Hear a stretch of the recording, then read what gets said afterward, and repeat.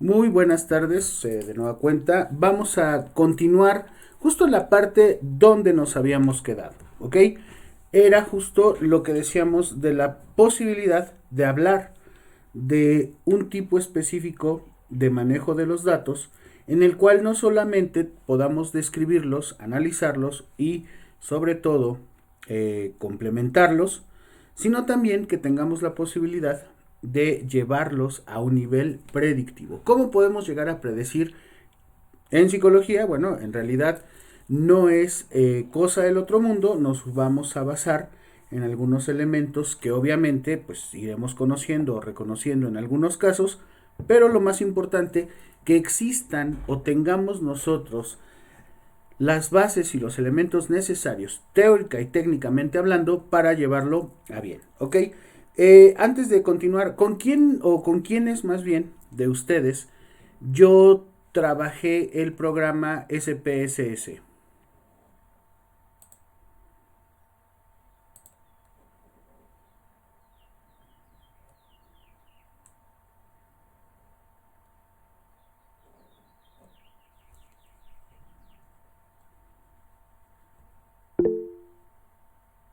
Ah, ok.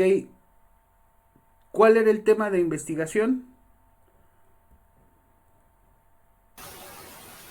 Violencia de género en el estatus durante una relación en la escuela, en la escuela,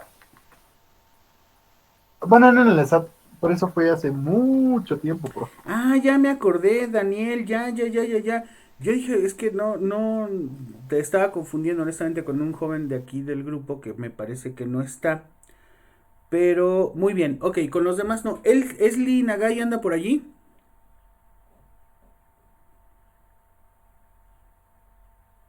¿No está Esli? Sí está, pero creo que tiene mala conexión y salió de la llamada. O sea, sí está, pero no está.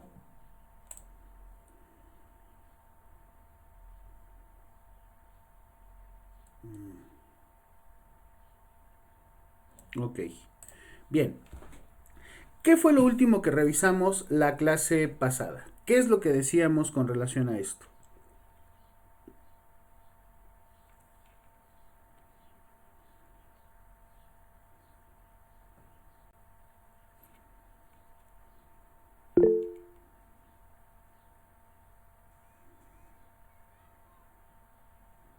Adelante, señorita María Fernanda.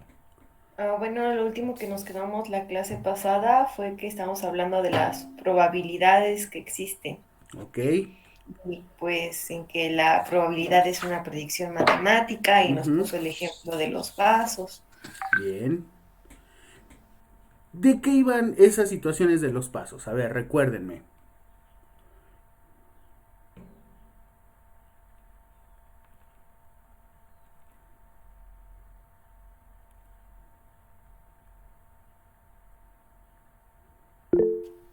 Adelante, Arlet. Bueno, en un vaso había la probabilidad de que podíamos tener 10 hasta noveno y en otro vaso había que pasábamos 10 en segundo, tercero o cuarto semestre, algo así, y en el vaso no había nada. Ok, ok. ¿Quién más?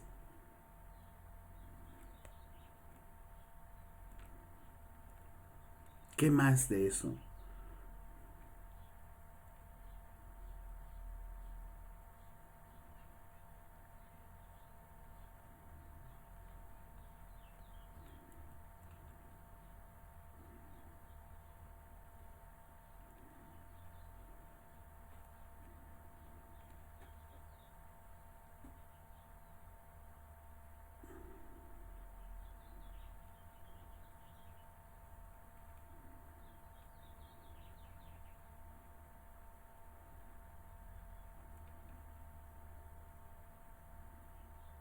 ¿Mm?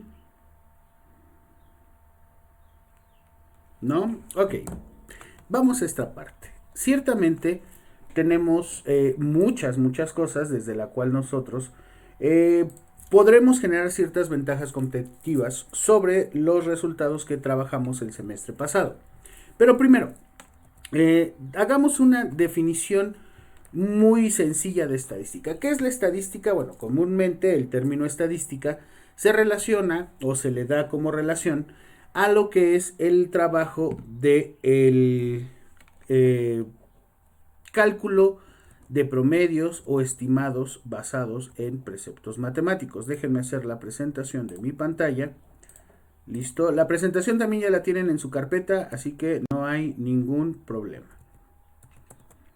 Ok, ahí está. Ahora, cuando nosotros hacemos o por ejemplo en la materia de investigación cuantitativa, nosotros aplicábamos determinado número de instrumentos, lo que obteníamos eran datos de esos instrumentos, en este caso de sus escalas, y de esas escalas pudimos llegar a hacer algún tipo específico de inferencia, o al menos era a donde nosotros queríamos llegar, ¿cierto? De esos datos cuantitativos más esos datos cualitativos se pudieron generar como pues ciertas expectativas sobre lo que nosotros estábamos queriendo resolver o describir. Ahora, si nosotros aplicamos estos análisis o datos cuantitativos, necesitaríamos, a ver, permítanme tantito.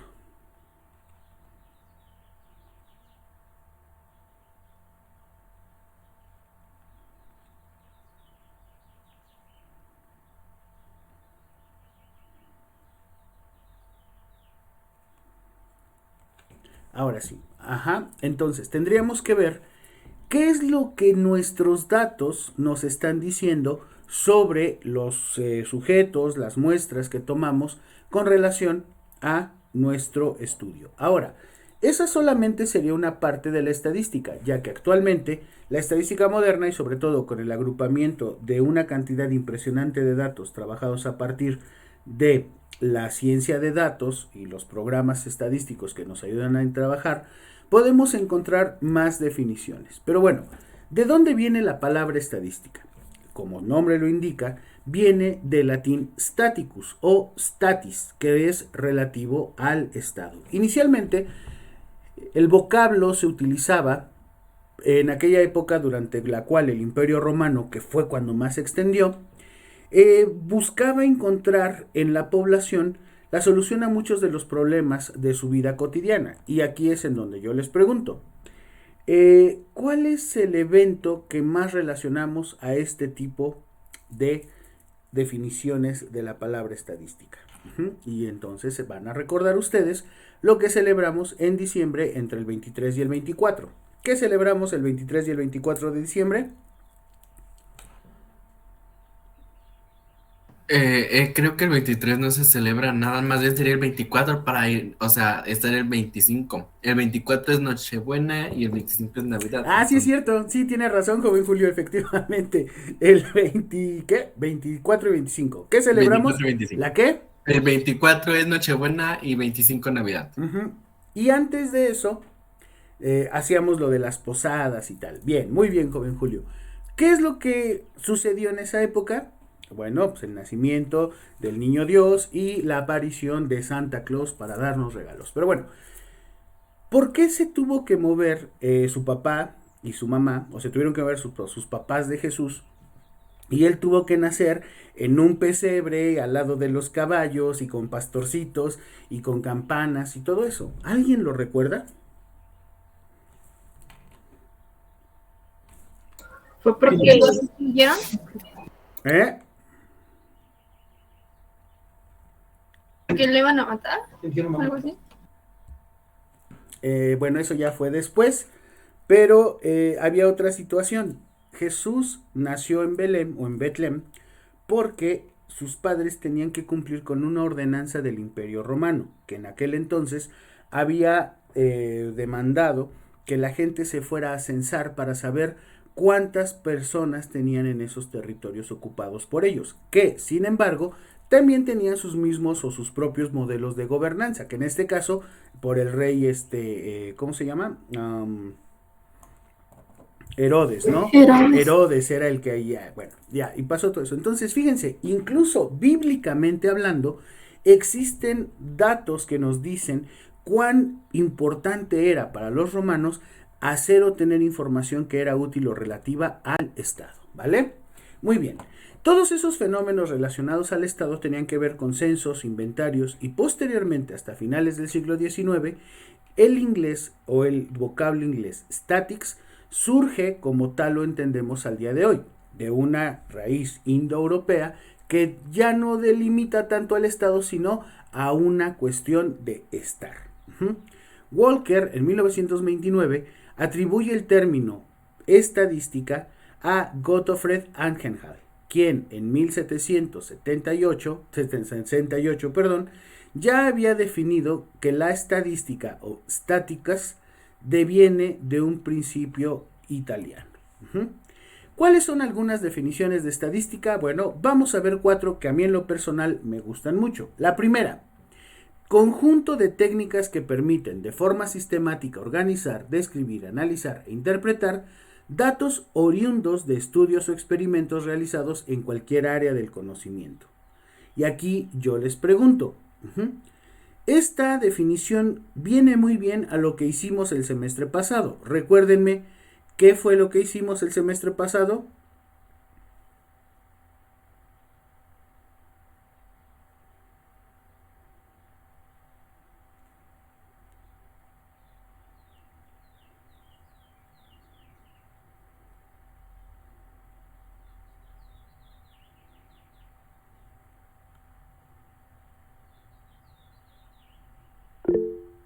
Adelante.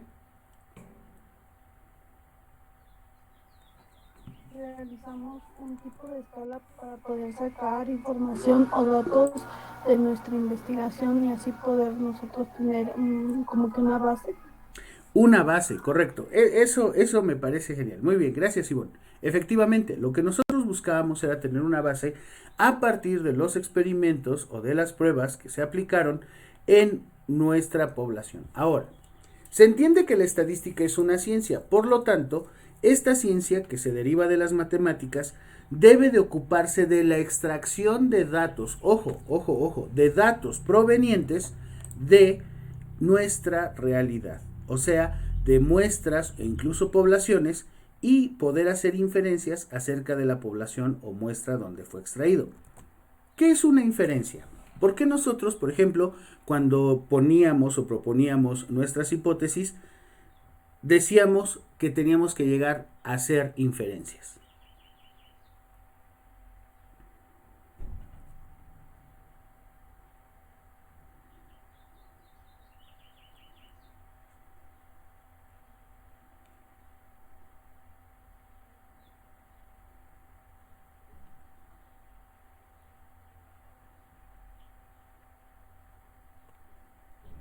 ¿Qué es una inferencia?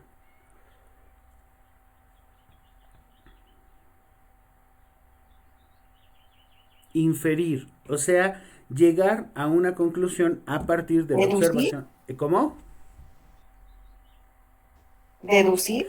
Mm, ¿Deducir?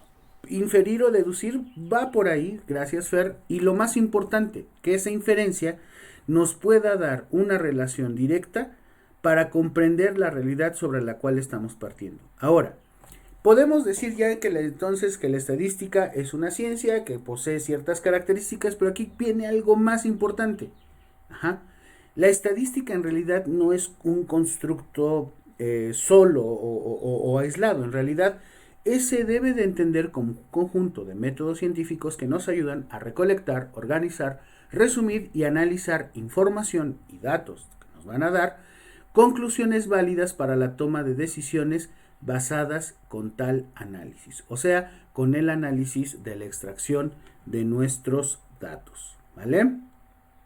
Ahora, se entiende que esta ciencia o conjunto de ciencias trata de la recopilación y organización, pero ojo, estamos hablando de que esa información debe caer o recaer en un concepto muy importante, que el resultado no solamente sirva para explicar, conocer, comprender, predecir, manipular o manejar, sino también que nos ayude a mejorar la realidad de las personas con las que estamos trabajando.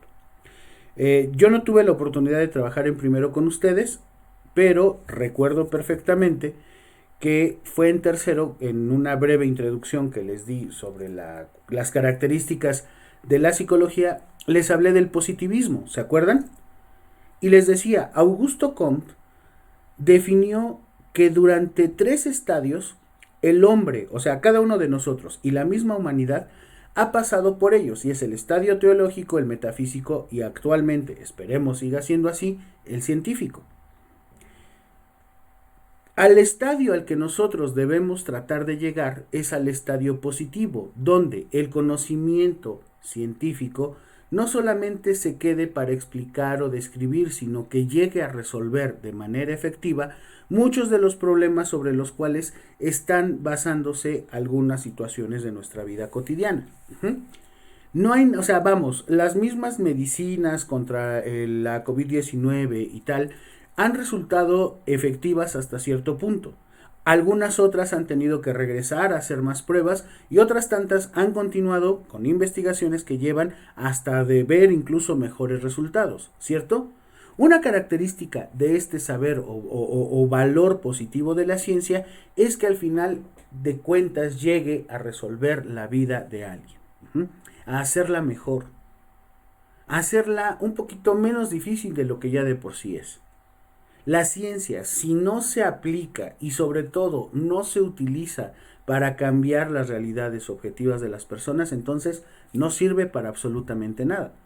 Solo sirve para sentirse ahí, yo soy un buen y ya soy fregón, ¿no? O sea, no es la idea. Con este precepto del sistema positivista, ahora yo te pregunto a ti, ¿qué es la estadística? Algunos ya han contestado. Sí les dejé de tarea esa parte, ¿cierto?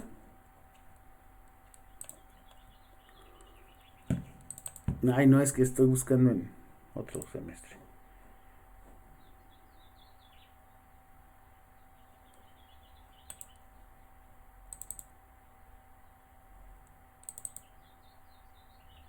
Aquí está, en su actividad diagnóstica. ¿Qué es la estadística?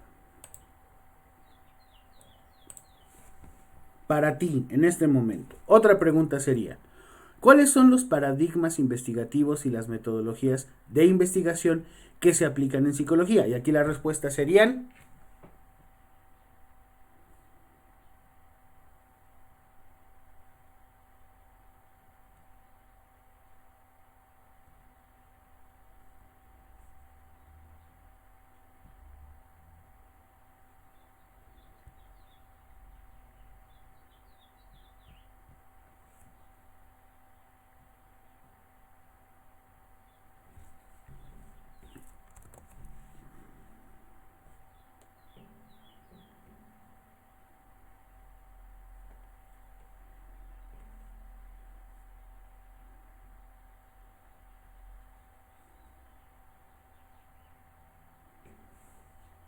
Serían las que vimos en el semestre pasado, ¿no? ¿Cuáles fueron? Cualitativa y cuantitativa. ¿Y cuál sería el tercero que tratamos de armar o de llegar? Mixto. El mixto, es correcto. Ahora, ¿cómo se relaciona la psicología, perdón, cómo se relaciona la estadística con tu investigación? Hablando del paradigma cuantitativo desde el cual partiste. Señorita Ivonne, permítanme, déjame tantito.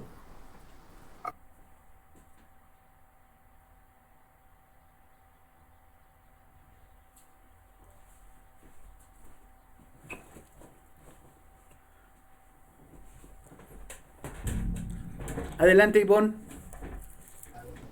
Sería por la variabilidad que hay en nuestros datos de las, de los, ay, perdón, ¿cómo se llama? Ay, de las escalas que realizamos. De sus escalas, muy bien. ¿Qué más?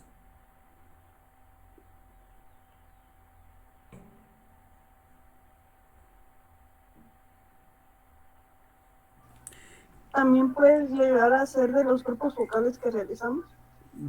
Pues sí, digo, al final de cuentas, el que ustedes cuenten el número de veces que una persona dijo alguna palabra o comentó o desarrolló algún tipo específico de manifestación verbal sobre alguna situación con la que estaban trabajando, por supuesto, tiene que ver con eso, incluso en el mixto. La psicometría, la psicología de la interpretación y en su defecto la misma estadística, pueden ayudar a comprender mejor esas respuestas, a agruparlas, describirlas, pero también a analizarlas. Muy bien. Ahora, voy a brincar estas preguntas. La definición formal que podríamos darle y de la cual vamos a partir nosotros es la siguiente.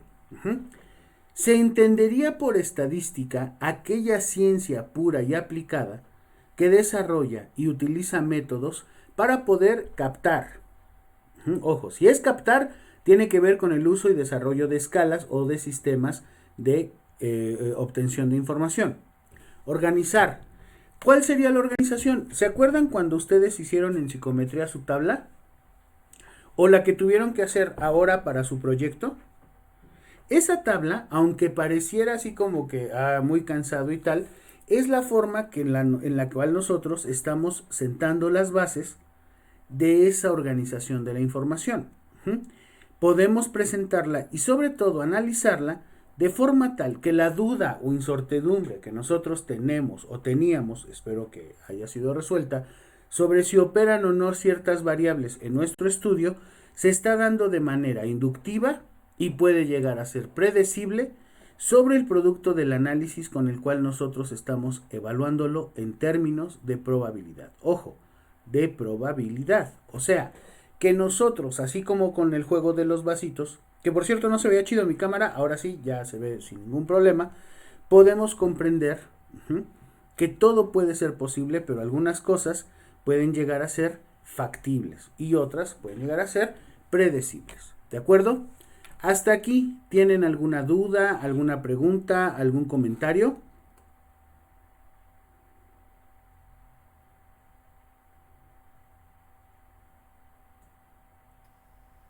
No, profe. Ok, continúo.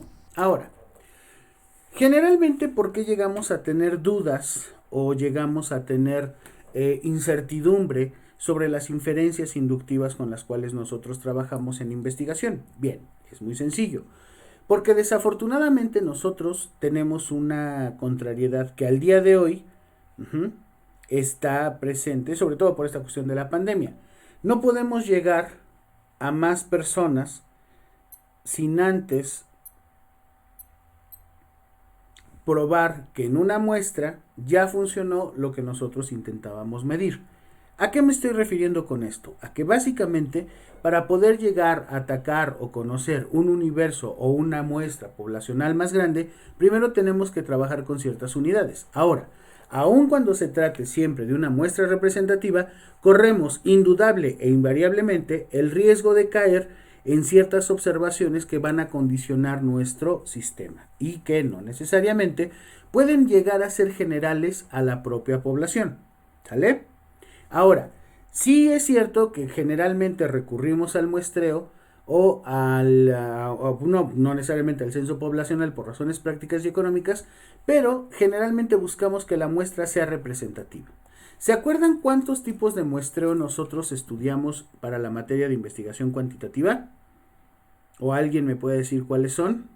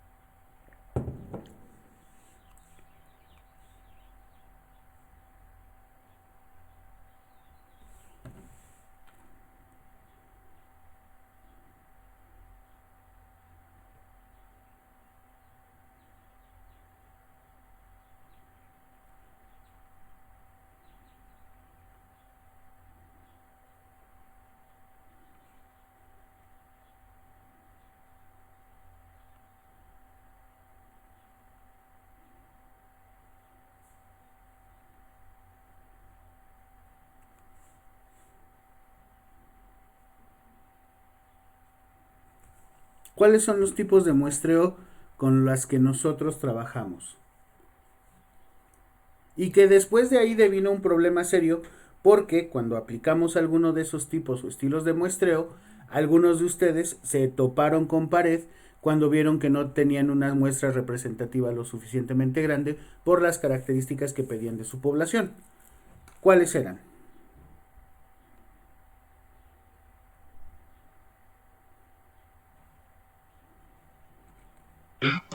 Profe, no sé si esté bien, pero por decir en la escala Likert que veíamos al principio del alfa ay, no me acuerdo Ajá. cómo se pronuncia.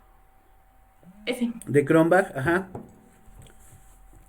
Ese es un tipo de muestreo, ¿no? No, esa es más bien una prueba de fiabilidad. Ajá. Nosotros establecimos muestreas, ajá. De hecho, era parte de su trabajo. Si gustan, pueden regresar a analizar sus carpetas y se van a dar cuenta de que en esas áreas, pues, estaba la parte que tiene que ver, por ejemplo, el muestreo probabilístico. ¿Cuál es el muestreo probabilístico? Ajá.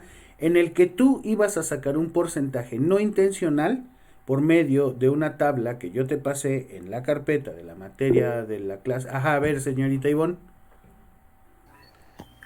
Bueno, por ejemplo, que el mío era sobre el ciberbullying en pandemia, podría ser en los niños, o sea, que realmente encontráramos niños que sufrieran de ciberbullying, pero pues a lo mejor pudiera ser que para nosotros fue complicado porque no encontrábamos, o sea, era muy complicado encontrar a esos niños o muy pocos querían participar.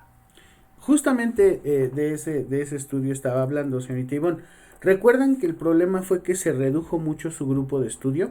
O sea, para investigación cualitativa, con que sea una persona no hay bronca, tú la puedes hacer. Pero en investigación cuantitativa sí necesitamos comparar datos. Yo les decía, a ver, si vas a hacer un muestreo no intencional, puedes utilizar la tabla que te pasé en la carpeta de materiales de la materia de cuantitativa. Y tú puedes seleccionar ciertos números y esos números posteriormente los pasas a personas y listo. Ajá. Es un muestreo no intencional. En su caso, como en el caso de otros 3 equipos, las muestras tenían que ser intencionales, o sea, debían poseer ciertas características que a ustedes como investigadores les tenían que facilitar la obtención de los datos. El riesgo que se corrió o el riesgo que se jugó en este caso fue que no se alcanzaron los números necesarios para poder hacer un estudio correlacional lo suficientemente fuerte. Cuando veíamos, por ejemplo, lo que decía la señorita anterior, había un problema, porque lo metíamos a SPSS y el índice de confiabilidad y validez nos salía muy pobre. ¿Por qué? Porque eran menos de 10 personas con las que estábamos trabajando. ¿Ok? Señorita Ivonne, adelante.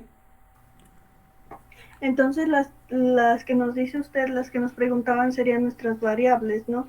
O sea, por ejemplo, en mi caso sería niños que tuvieran alguna computadora, que tuvieran algún contacto con personas que sufran bullying o ellos mismos, ¿no? O ellos mismos, exacto, por supuesto. Por eso su estudio a nivel cualitativo como que vino muy bien, ¿no? Ok. ¿Alguna duda o alguna pregunta hasta aquí?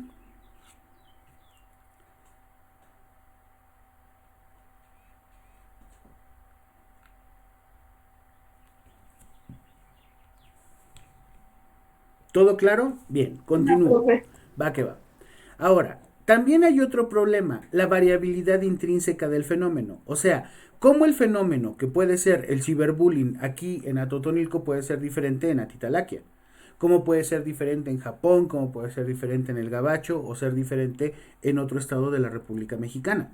En algunos casos observacionales, cuando se generan ciertas miradas repetidas sobre un mismo fenómeno, estas sin duda alguna van a arrojar resultados diferentes, que aún bajo condiciones controladas pueden llegar a tener ciertas variaciones que pueden ser significativas o sensibles al estudio. ¿Ok?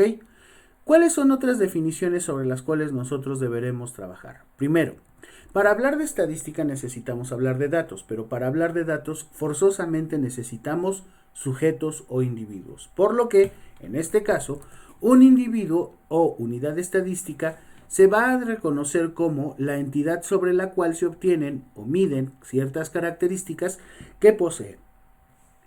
Otro, la población, considerada como el conjunto de todos los individuos o unidades de muestreo que tienen por lo menos una característica común que es observable en todos. Por otro lado está la muestra, que se entiende como ese subconjunto de la población que tiene o posee las mismas características que la población de origen y que puede servir como unidad de análisis. Y para medirlo necesitamos saber qué es el parámetro, que es en este caso una característica fija y constante que define o representa una población. Ejemplo, la media poblacional o la varianza poblacional. Por otro lado, tenemos los estimadores, que se van a entender como la cantidad variable obtenida de una muestra que intenta representar al valor de un parámetro como la media muestral o la varianza. ¿Ok? ¿Hasta aquí alguna duda o alguna pregunta?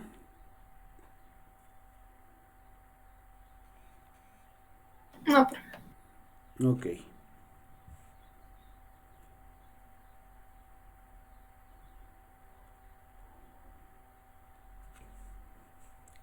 Por otro lado, nosotros el semestre pasado trabajamos con lo de las variables. ¿Ok? Nosotros teníamos dos tipos de clasificación de variables, en este caso similares al sistema o al tipo de investigación con el que estuvimos trabajando previamente. ¿Cuáles son? Las variables de tipo cuantitativas y las variables de tipo cualitativas. ¿Ok? ¿Cuáles son las diferencias entre una y otra?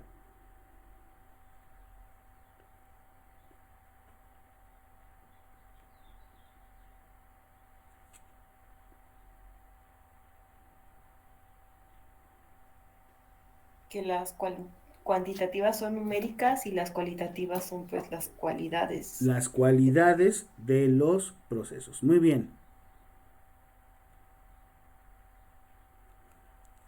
En las variables cuantitativas nosotros trabajamos dos, las que son discretas y las que son continuas. Y en las variables cualitativas trabajamos las nominales, o sea, las que buscan evaluar o clasificar a los sujetos o a las características de los sujetos o objetos en función a ciertas jerarquías u orden que no son necesariamente precisas, o sea, más bien sus cualidades, como por ejemplo el estado civil, ¿no? El grado de estudios, el lugar de residencia, etcétera. Y las ordinales son aquellas que sí tienen un orden o jerarquía específica, pero que no necesariamente va a ser definitiva para todos. Ahí estamos.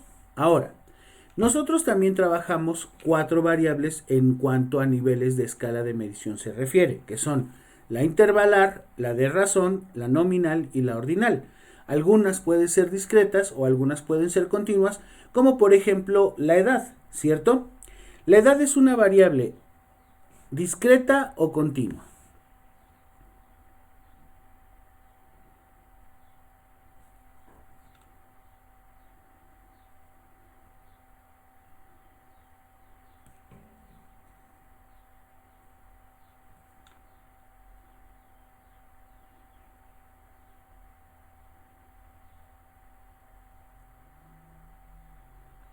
Discreta porque son números. Discreta porque son números, pero puede ser, acuérdense, las variables discretas, ay, perdón, me estoy yendo para adelante, es para acá, son las que aceptan números o valores enteros, ¿cierto? O sea, años.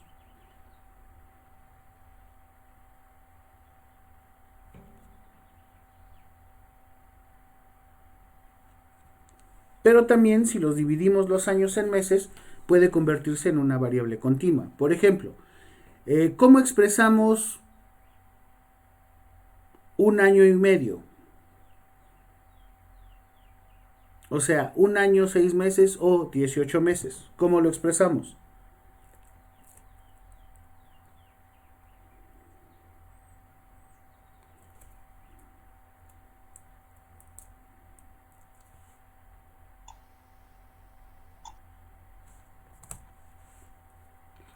Un año es una unidad, puede ser una variable discreta, 1 año, 2 años, 3 años, 4 años, 5 años.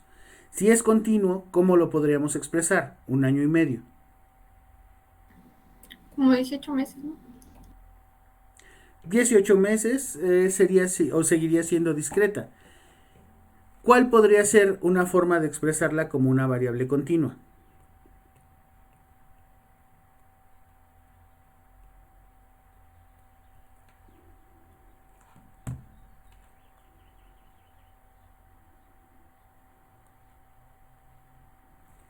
$1.5.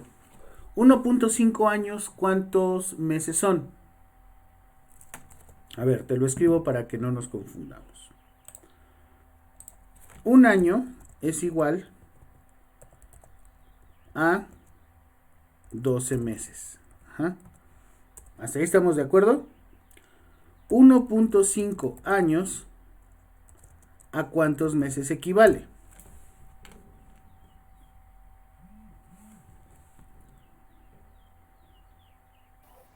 Un año, 6 meses. 1 año, 6 meses.